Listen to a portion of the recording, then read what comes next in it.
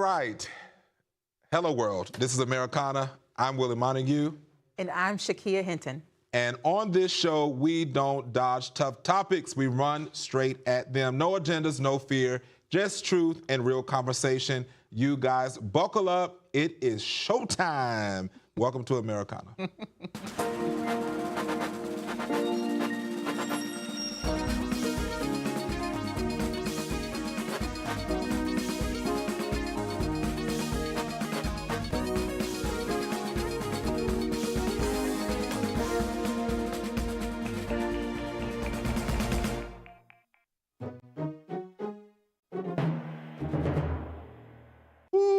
Lord, do we got some hot topics today. They out here talking about the president, low down, dirty, no good president, when political attacks cross the line.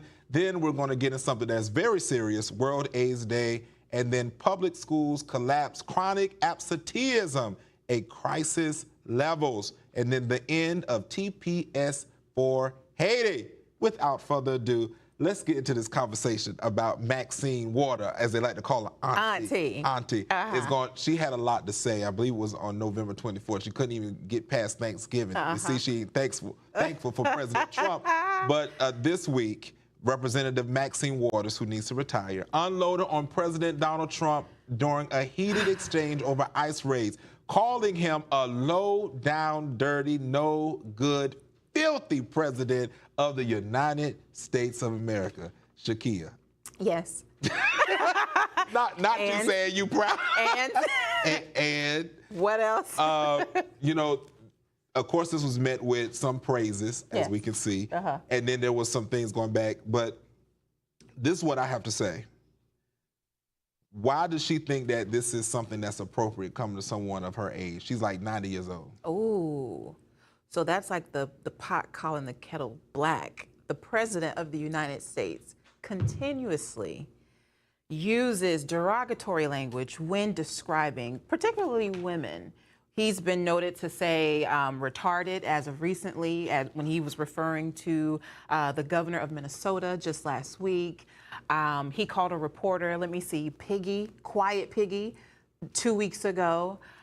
He's mocked the disabled community. Like, should I go on? So this is actually lighthearted compared to what the current sitting president has done in recent news. However, so this is what I think. So is this about, you know, a tit for tat? I mean, is it, because where does it come where if we're talking about the Democrats saying we don't want to divide, we need to come together, Trump is dividing our nation, and then you get, you know, this full-grown woman, you know, that's been in office all of my life. She has. And then stands up there and say, but gets up there and says he's a low down, filthy, no good president. Yeah. But where's that? How does that stop the divide? That's a good question. I don't think it's tick for tack. I just think people are no longer abiding by the same decorum of politics as we once saw before Trump became president the first time. He won his seat in popularism by saying whatever he felt like saying, whether it was derogatory, whether it was off the cuff.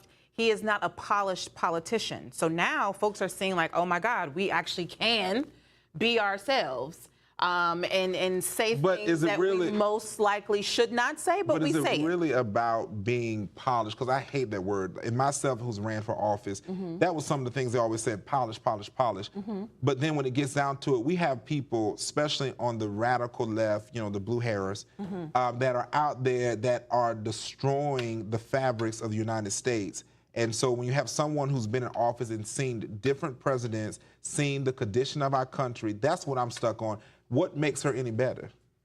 I think when you become a certain age, you just don't give a damn no more. And we are seeing that clearly with our own president, who is actually the oldest sitting president that we've had in this country. When you take off ageism, right, and you actually get down to the nooks and crannies of what makes politics tick these days, it is actually the authenticity of a person. It's not necessarily them being polished. It's about how they can relate to those who are watching them across the screen. Or if you and I are sitting across the table, if I can speak your language. That is essentially what allowed Trump to be president. So now everyone is doing the same playbook. I don't have to be as polished. I can tell you how I feel, whether it's uncouth, whether it is the perfect time or place. But that is actually very mild compared in comparison to what Trump has said. So before we move on. Do you not agree to that? But hold on.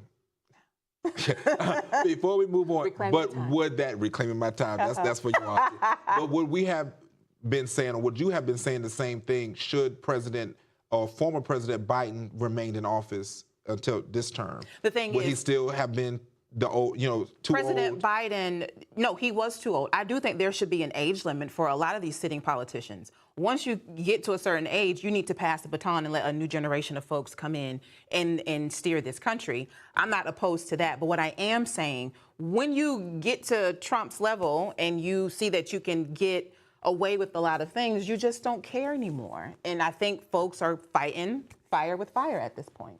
Okay, well, I'm all with it, but I still, it's time for her to go to the nursing home. Oh, child, well, here nonetheless, we go. let's go on to something that is lighter but yet important. Yes, please. World AIDS Day is today. It is. So since 1988, that was a year after I was born, by the way, so y'all get that together. So y'all know what to send me for my birthday. World AIDS Day has brought a global awareness to the HIV/AIDS epidemic that continues to plague our communities. Let's really actually dive into this, because this is a serious topic, especially for the Black and brown communities. Yeah, very true. I'll say this, that our research is definitely a stigma that's in our communities about going to get tested. And it seems like our communities don't realize that there are so many preventative measures that is often not taken. Now, what I'm about to say, you're not gonna like it, but hoism is often presented in our communities more. You have Little Nas X who walk around in hoism. You have Cardi B, who's a thought. You have Little Nas X in his underwear and boots. You have people like Doja Cat, and you have people like, I don't know what she is, but what's the one that's on Wicked? She's Wicked.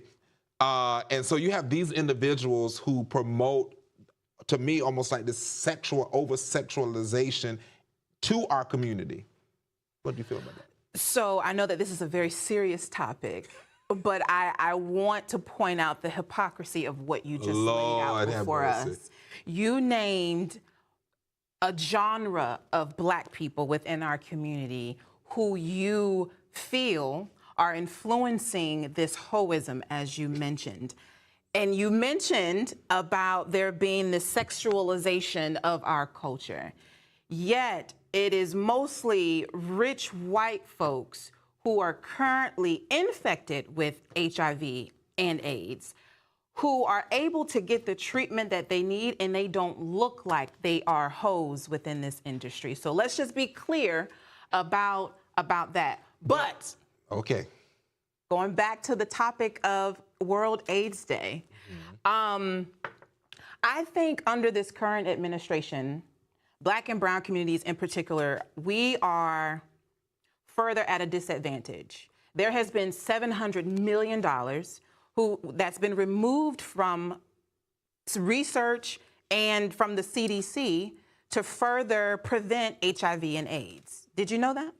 Yeah, but see, this is the thing, and I agree with this, but there are so many, to me, it goes back to the home.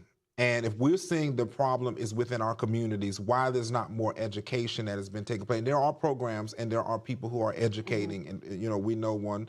However, there are also the resources out there that is free, and it doesn't have anything to do about the color of your skin, but it has everything to do about removing the stigma. But our community will go out there and do what they need to do in the bedrooms, and then go and say, oh, I don't want to go get tested. I don't want to look like I'm gay. I don't want to look like, I'm out there burning or whatever the case may be.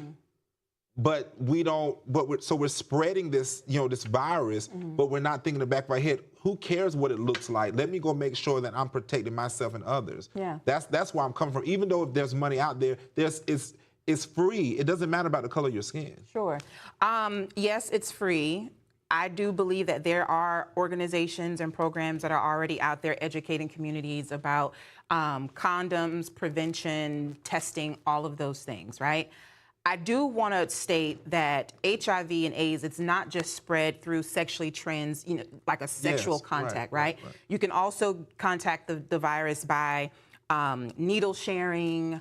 Some women are raped, right? And as a result of that, they then contracted, and then the kid, the unborn baby, also has it as well. So there's a number of other factors instead of it being this stigma of there being a hoism, as you mentioned at the beginning of the segment. It's still hoism. But nonetheless, we have to take a quick commercial break, but we'll be right back. When we come back, we're getting ready to have a big discussion, and we're going to continue this conversation here on Americana. Don't go anywhere.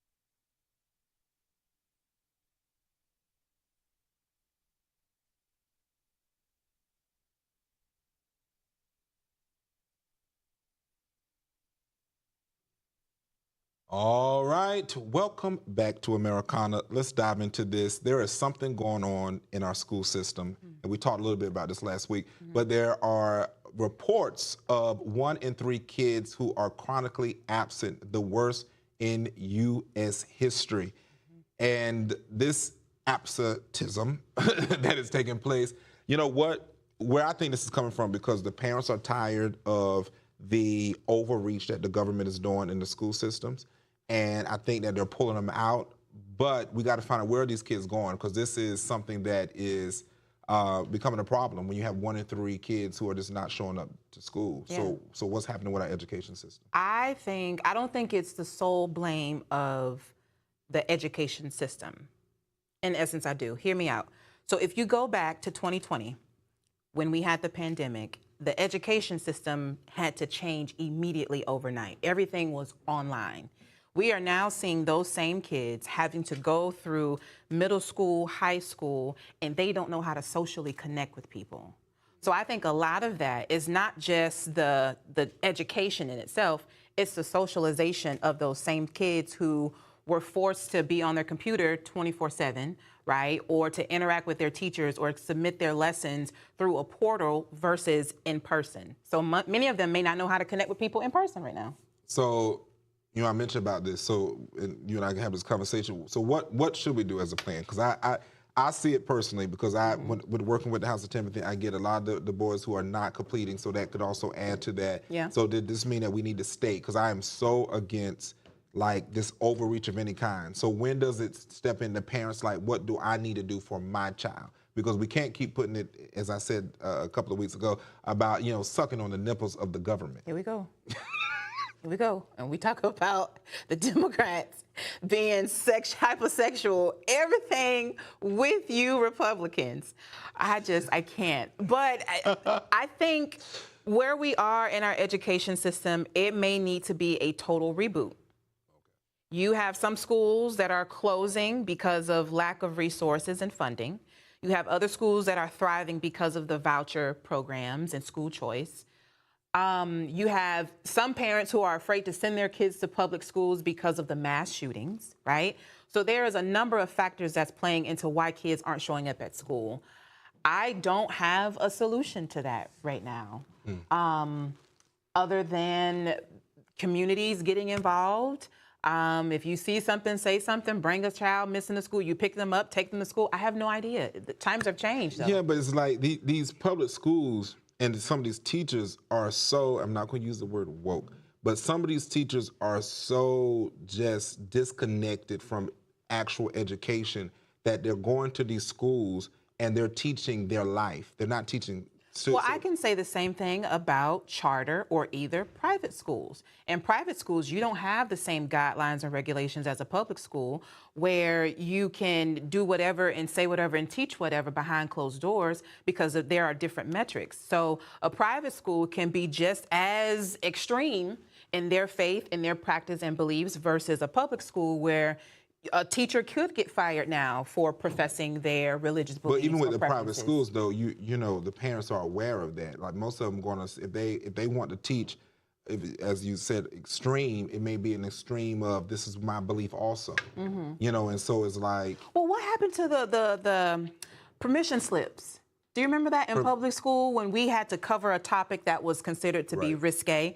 You had to have your parents' permission to sit in that class and observe that. Well, do they not do that? Probably not. They probably went out with. Don't start. We've been doing really well today. It's Monday. Do not start. Okay, I will save that for later. I appreciate you. But that went out with the former administration. There you go. That was hard, people. I was trying to. Yeah. Let that. But yeah, I think it went out with the former administration. I think that they didn't care about the kids. I'm just gonna say that. I know they don't agree. But do you believe that what I said earlier, that a lot of these kids are having a hard time adapting socially because of the pandemic, because of COVID? But all these are not pandemic kids. They are. Not all of them. The new wave of students right now, that was what, 4 or 5 years ago? Well, okay, that's true. All right. But, okay, yes. But again, when does the parent step in versus us asking something of the state or federal? It's like we're still trying to pass the baton and say, hey, I've done all my can. I'm feeding them. Now they're in your care for 8 hours. You do what you need to. When does the parent say, listen, Johnny, Susan, you need to do what you need to do so that, you know, you can get your education? When is it that kids like, hey, let me give you a tablet. Let me do that. When does that start shifting back to the parents? I don't think the blame ever shifted. I think the parents should have always been responsible for the education of their kids. The teachers are just a supplement to what they're teaching, right? But that's not what's been going on, though. That is true. It should be. Right. That should be the model. I think technology, I think parents who are working 2-3 jobs are finding it very difficult to be present for their kids. So then a lot of them are left fending for themselves or showing up to school or being responsible for their lessons when at one point you had a parent, whether that was 1 or 2 parents in the house, who was able to check the lessons and be like, okay, you're doing this right. This new age math, I have a 4th grader. I'm gonna tell you. I can't help my son in that. There's something called Wolfram Alpha. Y'all go look it up and help it. Wolfram Alpha? Wolfram Alpha. Okay. And that really helps to break down the math problems. It is really good for math, science, and all those. It's a new type of math. Yeah, and then ChatGPT. But anywho, moving on. The end of TPS for Haiti, the day before Thanksgiving. The great President Donald J. Trump. Don't you start your mess. Administration announced they will terminate the temporary protected status for Haitians. Don't start with me, Will. This is not something that we should be laughing over. And let me be very clear. I am not laughing at this situation. It is very detrimental and will cause a huge ripple effect in our economy. I am laughing at the ignorance of my co-host right now. I want to please tell me what will be the ripple. Now that I want before you call me names. So there are a few states in this country who have large Haitian populations. One of them being Florida, the other one being New York. Now, if you look at the dynamics of Florida, we have a lot of agricultural, right? The dynamics of New York, you have a lot of hospitality, transportation. So those economies are going to get impacted by that. If Trump continues with this removal of TPS, he is now targeting Haitian Americans who contribute to our society. If you remove something without there being a replacement, there's going to be supply and demand. There's going to be a lack of supply and a major demand for services. So what would be the replacement for that? So first of all, I want to say bonsoir to my Haitians. I have much respect for Haitians. You do? However, there's a however after that? I want to say this. I believe President Trump is looking at the countries that are able to give back to the United States. I do not believe that Haiti is in any financial condition to be able to support anything that the United States does. Which would further my point. If we are considered to be the richest nation, considered, very emphasis on that, considered, to be the richest nation in this world, why can't we help countries like Haiti? That's not our job. That's not our job. But yet we're meddling with Israel and all those other things. Our job, and this is why we're trying to shift. You're picking and choosing. But that's why we're shifting. We're picking and choosing. I'm not, because I didn't say anything about support of Israel either. What we're saying is that it should be America first and America only. Now, Will, I hear you.